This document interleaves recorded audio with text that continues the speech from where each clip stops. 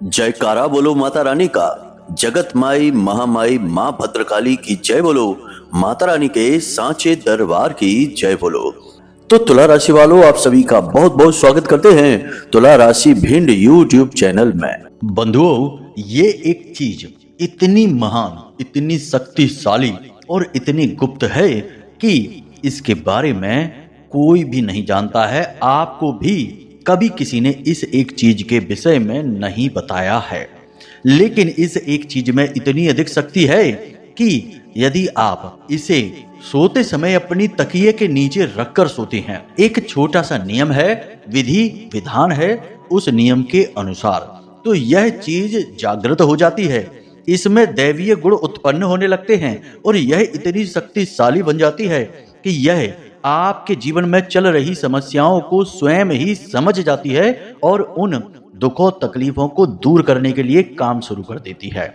दूसरा कि यह आपके जीवन में खुशियां खींच कर लाती है, धन दौलत रुपए पैसे की बाढ़ आ जाती है। आपके जीवन में हर तरफ से खुशियां ही खुशियां आती हैं। आपको समझ में ही नहीं आएगा कि आखिर ऐसा आपके जीवन में हो क्या रहा है कि हर तरफ से आपकी बात बनती चली जा रही है। दुश्मन अपने आप ही आपके रास्ते से हट जाएंगे, साफ हो जाएंगे, आपका मार्ग खुल जाएगा, बुद्धि खुल जाएगी। जो काम आप रोज करते हैं वही काम आप करते रहेंगे, परंतु उस काम में आपको फायदे दिन दूने रात चौगने होंगे। धन दौलत की बरसात होना, दुखों का नाश होना और स्वर्ग के समान सुंदर जीवन को बना देना इस एक चीज का सबसे बड़ा प्रमुख गुण है। लेकिन एक बात यहाँ पर हम आपको बता दें कि इस एक चीज के बारे में लोगों को जानकारी नहीं है। बहुत ही कम लोग, हजारों में या सैकड़ों में एक आध इंसान ही ऐसा होगा जिसे इसके बारे में थोड़ी बहुत ही जानकारी होगी और उसे भी उस चीज के बारे में प्रयोग के तरीके नहीं पता होंगे और पूरी तरह से विश्वास भी नहीं होगा कि यह चीज किस प्रकार कार्य करती है और इसकी शक्ति क्या है, क्योंकि परिचय नहीं हुआ है। और जो जानता है वह इस चीज का प्रयोग इतनी खूबसूरती से करता है कि यह पारस मणि के समान उसके जीर्ण शीर्ण हुए जीवन को सोने में बदल देता है। इस चीज को यदि पारस पत्थर भी कहा जाए तो कम नहीं होगा। जी हाँ बंधुओं, बस आपको आज के इस कार्यक्रम में हम इस एक चीज के विषय में बताने जा रहे हैं।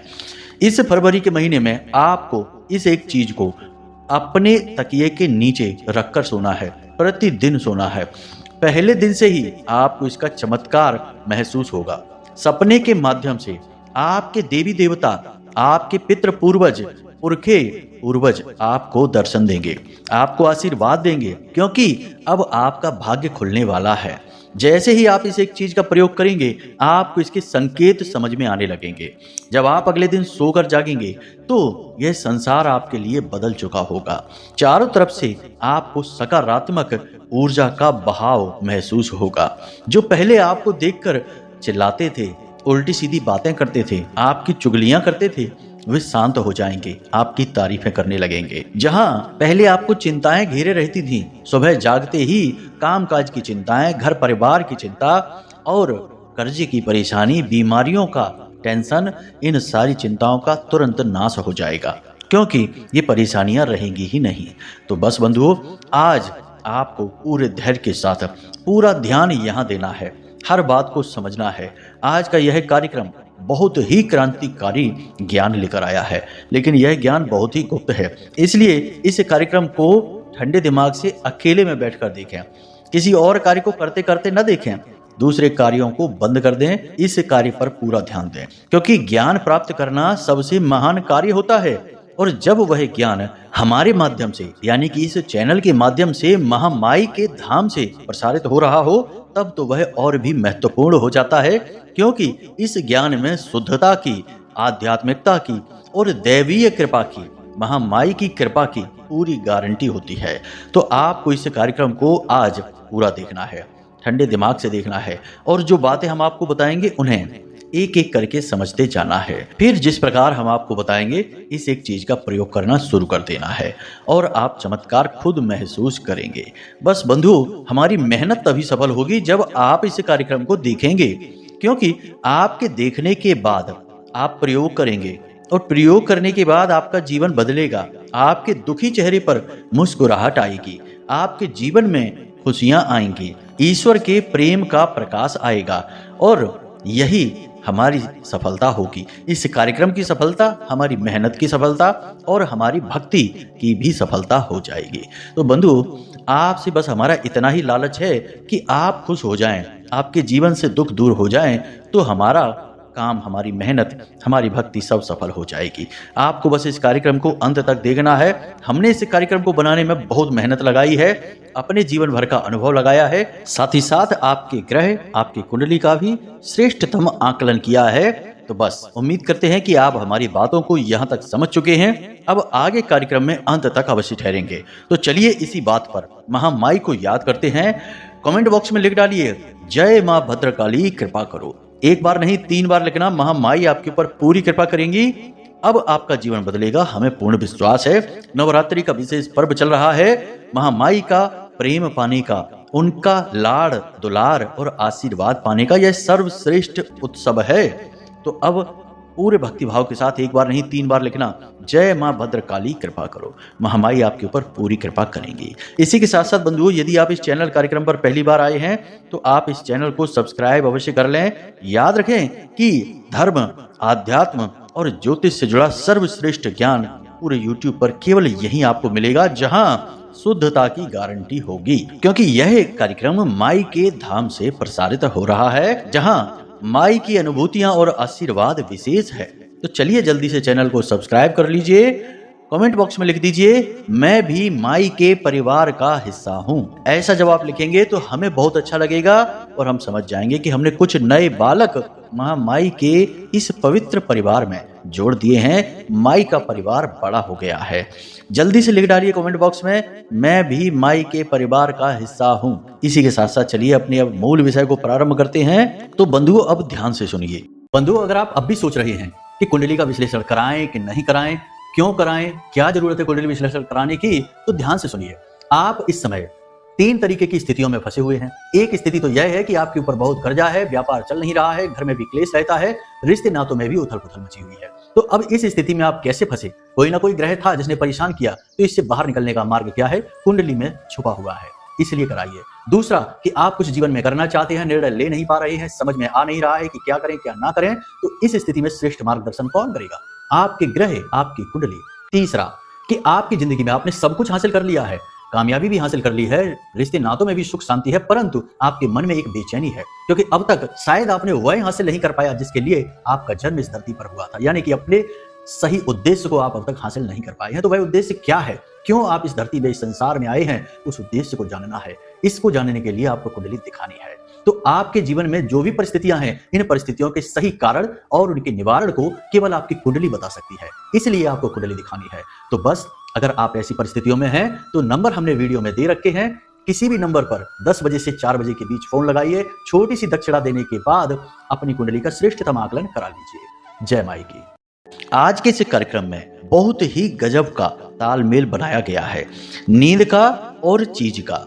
चीज में है सकारात्मक ऊर्जा और नींद में है अनंत कोटि ब्रह्मांडों की यात्रा। नींद एक ऐसा विषय है जिसके विषय में विज्ञान भी आज तक कुछ समझ नहीं पाया है। बस विज्ञान यह कहता है कि शरीर को आराम देने के लिए नींद आवश्यक है, लेकिन यह इतनी सी बात नहीं है। यदि ऐसा है तो हमें सपने क्यों आते हैं? और तो और कभी कभी तो सपनों में ऐसी ऐसी चीजें देखने को मिल जाती हैं जो हमने कभी देखी सुनी ही नहीं है। यहाँ तक कि हमें अपने पुरखे पूर्वज और देवी देवता और मंदिरों के, धार्मिक स्थलों के भी दर्शन हो जाते हैं। यहीं पर बात समाप्त नहीं होती है, कभी कभी तो हमें भविष्य में घटने वाली घटनाओं के पूर्वाभास भी सपने में दिखाई दे जाते हैं। तो यह उतनी साधारण घटना नहीं है। नींद एक बहुत ही गहरा विषय है। हमारा हिंदू धर्म सनातनी परंपरा में ऋषि मुनियों ने नींद पर बहुत गहरे शोध किए हैं। यदि आप पूरा ध्यान यहाँ लगाएंगे तो आपको आज अद्भुत बात समझ में आएगी। नींद को आप एक अलग नजरिए से देखना शुरू कर देंगे। नींद में जब आप जाते हैं तो आपके पास एक ऐसी अवस्था होती है जिसे प्राप्त करने के लिए तमाम ऋषि मुनि गुफाओं में बैठे हैं, जंगलों में बैठे हैं और इस अवस्था को प्राप्त करना चाहते हैं, जिसे समाधि की अवस्था कहते हैं। जी हाँ बंधुओं, नींद को समाधि भी कहते हैं। कहीं कहीं पर नींद को अर्ध मृत्यु भी कहा गया है, और मृत्यु ही तो समाधि है। लेकिन अब आप कहेंगे कि अगर हम नींद में समाधि ले लेते हैं तो हम तो बहुत महान संत होने चाहिए, लेकिन हम तो इतने महान संत हैं नहीं, हम तो साधारण से इंसान हैं। कैसी बातें कर रही हैं गुरुजी, आपकी बातें तो हमें समझ ही नहीं आई। ऐसे विचार आपके मन में आए जरूर होंगे। तो अब सुनिए, जब आप ध्यान के माध्यम से समाधि में प्रवेश करते हैं तो आपकी चेतना जागृत होती है। आपको पता रहता है कि आप ध्यान कर रहे हैं और आप समाधि में जा रहे हैं। लेकिन जब आप नींद के माध्यम से समाधि में जाते हैं तो आपकी चेतना इस शरीर को छोड़कर चली जाती है, या यूं कहे कि वह भी आपके समान ही इस शरीर को छोड़कर सुप्त अवस्था में चली जाती है। अब सुप्त अवस्था इसलिए नहीं कहेंगे क्योंकि यदि चेतना ही सुप्त हो जाएगी तो फिर इंसान की तो मृत्यु ही हो जाएगी। तो चेतना कभी सुप्त नहीं होती, वह तो लगातार काम करती रहती है और इस शरीर का पालन भी कर रही है। जब आप सोते हैं तो आप चाहें या ना चाहें आप सांस लेते हैं, आपका हाजमा चलता है, आपकी शरीर क्रियाएं चलती हैं, यह चेतना ही तो चला रही है। तो चेतना नहीं सोती, लेकिन यह चेतना इस शरीर में भी नहीं रहती क्योंकि उसे कुछ जरूरी कार्य करने होते हैं, तो वह इस शरीर को छोड़कर चली जाती है, अलग अलग लोकों की यात्राएं करती है। कभी पितृलोक चली जाएगी तो आपको लगेगा कि आप अपने पितृ पूर्वजों को देख रहे हैं, क्योंकि पितृलोक में तो वही है। कभी देवलोक, कभी शिवलोक, कभी वैकुंठ धाम, और कभी कभी यही हमारी भूमि, हमारी मृत्यु लोक धरा पर मंदिरों में, जंगलों में विचरण करेगी। तो जहां जहां आपकी चेतना घूमेगी वे ही चीजें आपको सपने के रूप में या सपना बनकर दिखाई देगी, क्योंकि जब वह चेतना इस शरीर में वापस आएगी तो आपको लगेगा कि आपने कोई सपना देखा है, लेकिन यह सपना नहीं है, यह वास्तविकता है। अब आप सोचेंगे कि गुरुजी ये आप क्या कह रहे हैं, ऐसा कैसे हो सकता है, इस बात का प्रमाण क्या है? तो आप समझिए कि हमारे शास्त्रों में हर एक विषय पर प्रमाण है।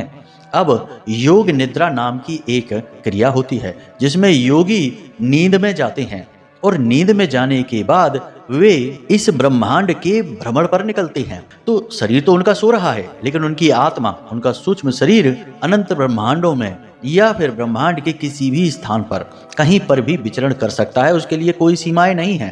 तो ये क्रिया योगी जो कि श्रेष्ठ होते हैं, अपने काम में पारंगत होते हैं, वे आसानी से कर लेते हैं। बहुत सारे योगी ऐसे हैं जिन्होंने ऐसा किया है और आज भी ऐसा करते हैं, लेकिन वे योगी गुप्त होते हैं, वे अपना प्रचार प्रसार नहीं करते हैं, किसी को बताते नहीं हैं। समय आने पर लोगों को अपने आप ही पता चलता है। तो ये क्रिया इस प्रकार कार्य करती है। उम्मीद है आपको यहाँ तक समझ में आ रहा होगा। अब आप सोच रहे होंगे कि हम इतनी सारी बातें आपको बता क्यों रहे हैं, इससे आपका क्या लेना देना है? अरे भाई, आप समाधि में चले गए, चलो अच्छी बात है। आपने समझ लिया कि ये योग निद्रा की एक प्रक्रिया है और इसमें आपका सूक्ष्म शरीर भ्रमण पर निकल जाता है, चलो ये भी जान लिया, ठीक है। सपने नहीं होते हैं, आपका सूक्ष्म शरीर भ्रमण करता है, लेकिन इस सब से आपका क्या फायदा? गुरुजी मुख्य विषय को क्यों नहीं बताते हैं? क्यों नहीं बताते कि कौन सी है वो चीज जिसको रखना है तकिए के नीचे और फिर जीवन बदलेगा रातों रात? तो बंधु, अब आपको हम मूल विषय ही बताते हैं। पहले हम आपको चीजों भूमिका के तौर पर इसलिए समझाते हैं ताकि आप इस कार्यक्रम से बंध जाएं, आपका मन लग जाए। और यहाँ पर धैर्य की भी परीक्षा होती है कि कौन से ऐसे लोग हैं जो सचमुच में जीवन बदलना चाहते हैं, वे ही रुकेंगे, और जो अधीर हैं, जल्दबाज हैं, जिन्हें सब कुछ चुटकियों में चाहिए, जल्दी जल्दी चाहिए, चट मंगनी पट ब्याह वाले लोग तो भाग ही चुके होंगे। अब केवल जो ठहरे हैं वे धैर्यवान, शीलवान, कर्मवीर ही ठहरे होंगे। तो इसलिए यहाँ तक आना, चीजों को लाना दोनों ही दृष्टि से श्रेष्ठ है। यहाँ पर हमें उत्तम शिष्य मिलेंगे और उत्तम शिष्यों को उत्तम ज्ञान भी मिलेगा। तो अब बंधुओं जरा ध्यान से सुनिए, सारी बातें आपको समझाने जा रहे हैं। जैसा कि हम आपको अपने पिछले कुछ कार्यक्रमों में लगातार बताते चले आ रहे हैं कि यह महीना फरवरी का राहु का महीना है, और राहु आपको माला माल बनाने के लिए तैयार बैठे हैं, शुक्र देवता के साथ बैठे हैं, और शुक्र के साथ राहु उच्च राशि में बैठे हैं। ऐसे में यह बहुत अच्छे योग है, ऐसे में बहुत लाभ पहुंचाते हैं राहु। आपको बस राहु से संबंधित यह प्रयोग करना है, ध्यान से समझना है सारी बातों को। सबसे पहले आपको हम बताएं कि एक आपको चाहिए चांदी का सिक्का, थोड़ा सा आपको चाहिए इत्र, एक चाहिए आपको नीले रंग का कागज। जी हाँ बंधुओं, नीले रंग का कागज। नीले रंग के कागज पर चलाने के लिए, लिखने के लिए कोई भी पीले रंग की या सफेद रंग की पेन आप ले सकते हैं। थोड़ी बहुत चलेगी या कम चलेगी तब भी कोई समस्या नहीं है। उस नीले रंग के कागज पर आपको एक विशेष यंत्र बनाना है जिसे हम श्री राहु यंत्रम कहते हैं। यह क्रिया आपको सोमवार के दिन करनी है। जी हाँ बंधुओं, सोमवार के दिन यह क्रिया आपको करनी है। कैसे करनी है जरा ध्यान से समझिए। रात्रि के समय करनी है यह क्रिया, इस बात का विशेष ख्याल, दिन में नहीं। अब आपको कैसे करनी है यह क्रिया जरा ध्यान से समझिए। आपको सारा सामान एकत्रित कर लेना है। उसके बाद आपको अपने पूजा घर में रात्रि के समय जाना है, यानी स्नान आदि करने के बाद आप अपने पूजा घर में शुद्ध होने के बाद जाएं। गाय के घी का एक दीपक जलाएं और वहीं पर बैठकर इस यंत्र को उस नीले कागज पर बनाएं। चौकोर एक बॉक्स बनाएं। उसके अंदर आप कुल 9 खाने बनाएंगे। उन 9 खानों में आप इस प्रकार अंकों को भरेंगे। अंक हम बोलकर आपको बता देते हैं। 13, 8, 15, 14, 12, 10, 9, 16, 11 इस प्रकार आप अंकों को भरेंगे। अब ऊपर आपको इस यंत्र के ऊपर इस मंत्र को लिखना है जैसा चित्र में आपको दिखाई दे रहा है। ओम भ्राम भ्रीम भ्रौम राहवे नमः। इस यंत्र पे आपको इस मंत्र को ऊपर लिखना है। नीचे आपको इस मंत्र को लिखना है। ये राहु का विशेष कृपा पाने वाला मंत्र है। अर्धकायम महावीर्यम चंद्रादित्य विमर्दनम सिंहिका गर्भ संभूतम तम राहुम प्रणमाम्यहम। इस मंत्र को आपको लिख देना है। यह सब कुछ आपको आपकी मोबाइल की स्क्रीन पर दिखाई दे रहा है। नीले रंग के कागज पर यह आपको करना है।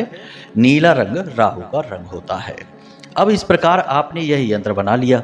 अब आपको एक सिक्का चाहिए। इस सिक्के को आप इस यंत्र के ठीक बीचों बीच रख देंगे और उसके ऊपर आप थोड़ा सा इत्र लगाएंगे। अब राहु की और शुक्र की युति है तो इसी का पूरा लाभ आपको लेना है।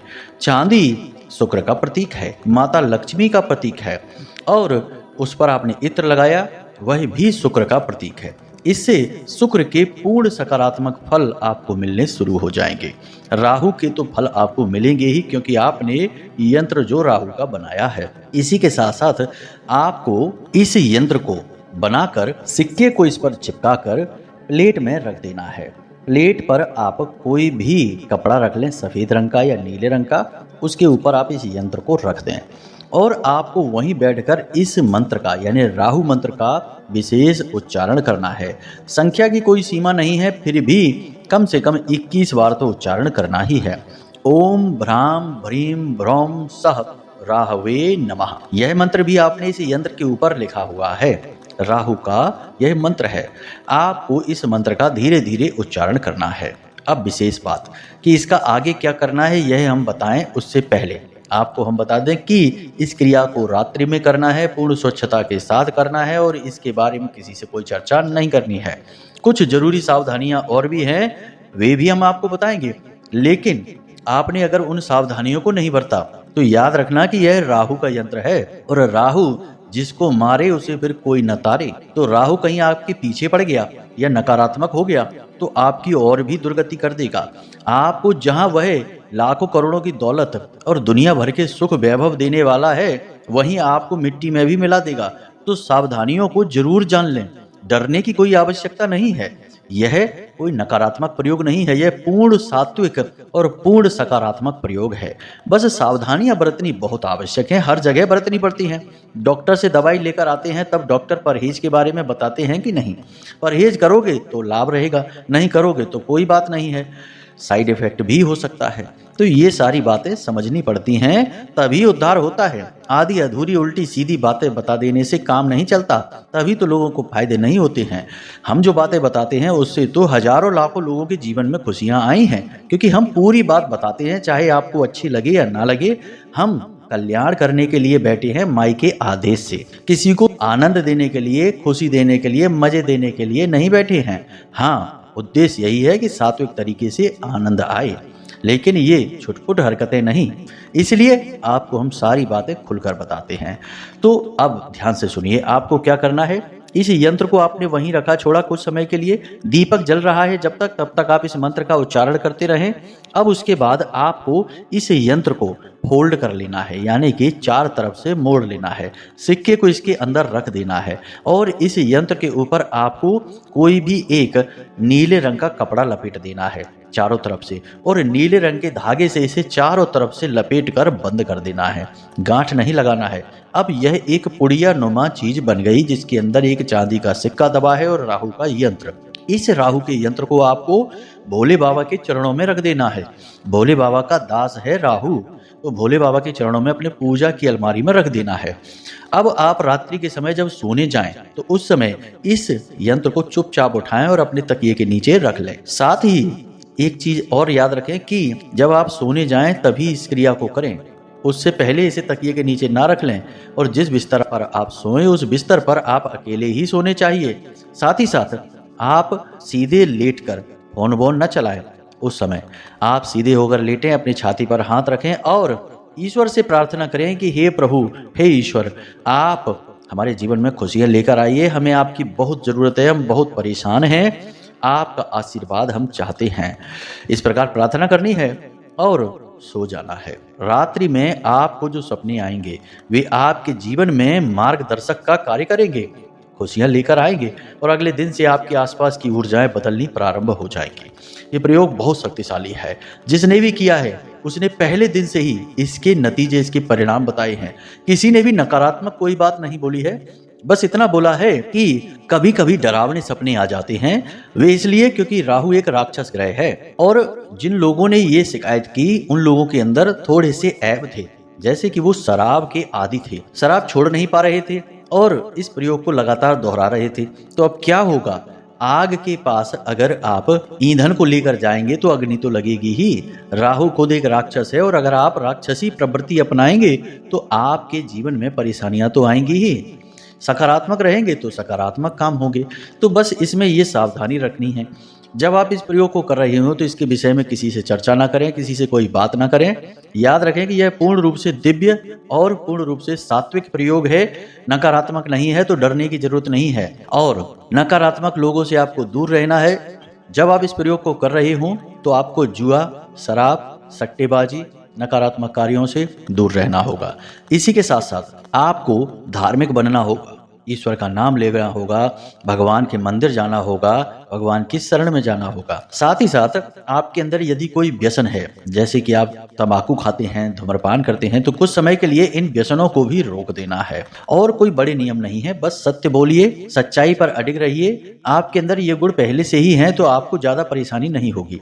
हाँ, व्यसन वाली बात थोड़ी सी परेशानी उत्पन्न करेगी, तो कुछ समय के लिए आप रोक कर देखिए। जैसे ही आप रोकने का निश्चय मन में लाएंगे, आपके अंदर अपने आप पॉजिटिव एनर्जी आ जाएगी, आपको ऊर्जा प्राप्त हो जाएगी, फिर आपकी सहायता भी हो जाएगी।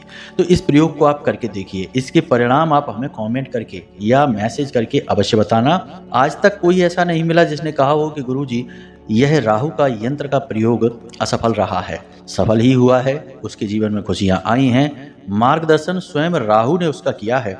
और याद रखना कि ज्योतिष में एक बहुत बड़ी कहावत है, जिसको राहु तारे उसे फिर कोई न मारे। राहु एक ऐसा शक्तिशाली ग्रह है जो सूर्य देवता को भी ग्रहण लगा सकता है, लगाता ही है। तो अब समझिए कि राहु बहुत शक्तिशाली है और आज के युग में तो सोशल मीडिया का युग है। आज तो राहु महाबलवान है। तो बस इस प्रयोग को करिए और जीवन को बदल डालिए। डरने की कोई जरूरत नहीं है। कुछ बातें ऐसी नकारात्मक सी आपको लग जरूर रही होंगी, लेकिन कुछ भी इतना बुरा नहीं है, कुछ भी नकारात्मक नहीं है, सब अच्छा है। प्रयोग बहुत सात्विक है, आपको लाभ पहुंचाएगा। तो चलिए आज के कार्यक्रम को यहीं समाप्त करते हैं। कोई प्रश्न यदि मन में उठे या कुंडली विश्लेषण कराना हो तो नंबर हमने वीडियो में दे रखा है, उन नंबरों पर फोन करें और सारी जानकारी अपनी दे दें। छोटी सी दक्षिणा के साथ आपका श्रेष्ठतम कुंडली आकलन हम खुद करेंगे। इसी के साथ साथ बंधु आपसे निवेदन है कि हमेशा हंसते रहिए, मुस्कुराते रहिए, सकारात्मक रहिए और माता रानी पर अपनी आस्था और विश्वास बनाकर रखिए, क्योंकि आपका उद्धार तो वहीं से होना है। तो प्रेम से बोलिए जय माई की जय, मां भद्रकाली। माता रानी आपका कल्याण करेंगी। धन्यवाद।